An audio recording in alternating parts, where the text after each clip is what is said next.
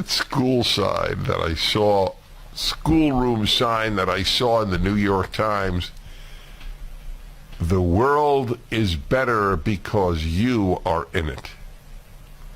I don't know what grade it was. I assume something like 5th grade. What a stupid message. Hi, this is Alonzo Bowden with another Rebel HQ TYT video, and today we're talking about Dennis Prager. And Dennis Prager is upset because some elementary school had a sign that said to kids, the world is better because you're in it. Think about that. That bothers him. Telling kids that the world is better because you're in it bothers him. Imagine being so miserable, such a POS human being, that boosting the self-esteem, the feelings of self-love, the morale, whatever you want to call it, of 10-year-olds bothers you. Yeah, he said these kids are in the 5th grade. So that's about 10 years old. And at 10 years old, if somebody tells you that the world is better because you're in it, believe that, right? There's so many reasons that is true. There are so many ways that a child at that age could be hurt. You could be, honestly, not exaggerating, you could be preventing a suicide, letting a kid know that their life is important, that the world's better because they're in it. Yet somehow this bothers Prager. Plus, it's not true. What has any 5th grader done to have made the world better because he or she is in it? Dennis Prager's upset over this sign telling kids that the world is better because they're in it, because his father never said that to him. Well, Dennis, maybe your dad was psychic. Maybe your dad knew that once you grew up, the world wouldn't be a better place because you're in it. The world could do without you, Dennis. But imagine, well, forget about Dennis. Just remember when you were a 10-year-old. Think about when you're 10 or 11 years old and you're trying to figure it all out. Right now, you're suddenly exposed to kids, different sizes, literally, physically. Some kids grow fast, so they're big. Other kids might be small. You're starting into puberty. You're getting into, does he like me? Does she like me? Do I like him? Do I like her? Who do I like? All of that stuff is starting.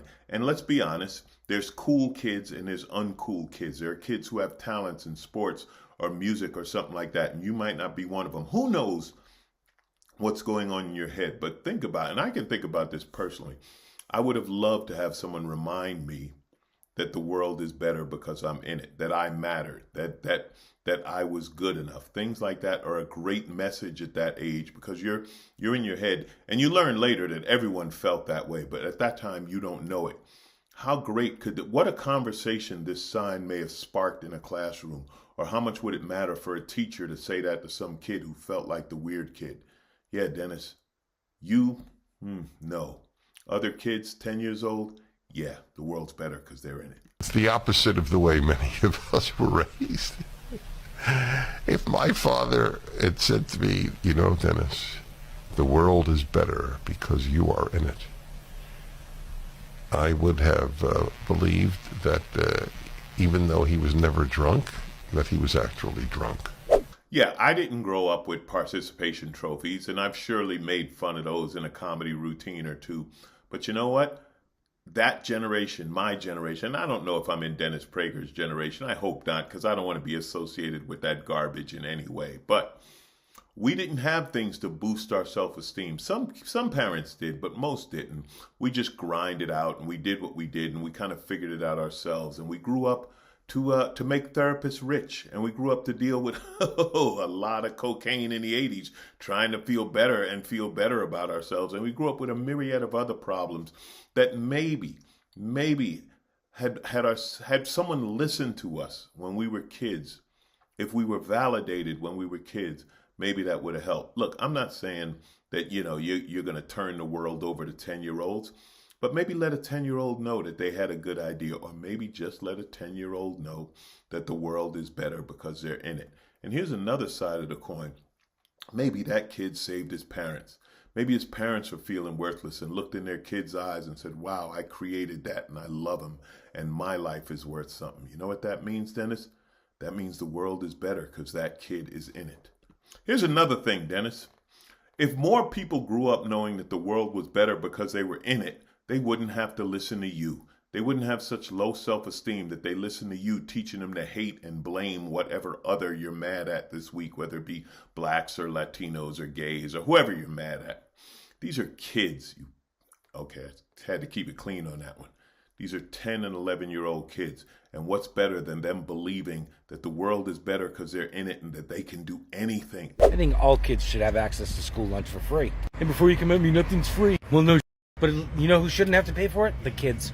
You know how people work day to day and still are food insecure? Some of these kids only eat when they go to school. And now you want to deprive them of that too? That was Jay Coelho, the mayor of Waterville, Maine, and he's fighting back against right-wing Republicans who want to take food out of children's mouths. And that's not a figure of speech. Republicans now think that free school lunches are spoiling the low-income kids who face food insecurity at home. Coelho is taking on the big lie that feeding our students isn't a job for the state, and he's furious with Republicans who want to have it both ways. Here's Coelho calling out far-right lawmakers who want to cut off foreign aid so that we can spend that money right here at home, just not on keeping American children fed. I don't know what's wrong with people. Every time we give away money to a foreign nation, you're like, oh, why aren't we spending it here?